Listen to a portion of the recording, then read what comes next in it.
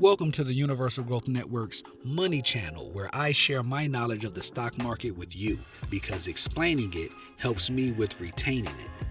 This is not financial advice, and I am not your financial advisor.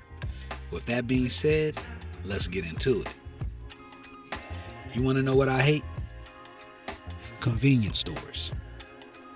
Ever since I was a kid, I felt foolish going into the corner store. I remember walking into the 7 Days Food Mart on Kayvon Avenue, going to the fully stocked fridge, grabbing a bottle of juice, taking it up to the counter, and buying it. I would always wonder where the man behind the counter got all those drinks from. He could just drink juice whenever he wanted to and make money. Whatever juice he didn't like, he could just sell it to somebody who wanted it and make money.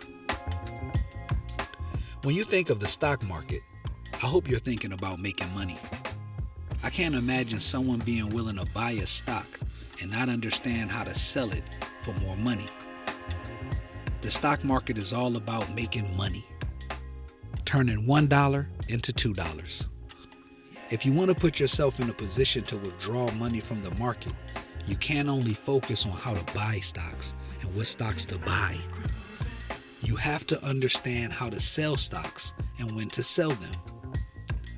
Matter of fact, you should only buy with the intention on selling whatever you buy for more money than you paid for it. The only way to make money in the market is to sell. We call this realized gains.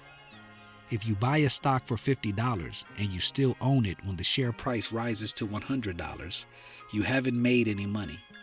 The value has increased, but you still don't even have the $50 you paid for it. You don't make money in the market until you sell the stock. Until you sell the stock when it costs more than what you paid for it. Focusing on being a seller is better than focusing on being a buyer. Experienced investors will tell you that the toughest part of investing in stocks is deciding when to sell stocks to either lock in profits or cut your losses. Buying and selling come with the emotions of hope, fear, and greed. Having a strong trainer who has shown me the art of applying stock charts and technical analysis to my decision making has helped me keep my emotions in check.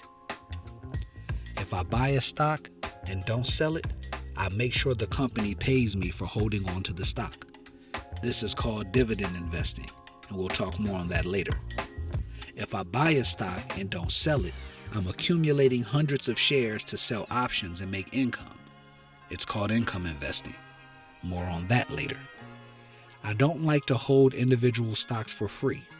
I buy them to sell them, or I buy them and get paid for holding them. I don't collect individual stocks for fun. I buy stocks to sell stocks so I can drink juice whenever I want and make money. Peace and love.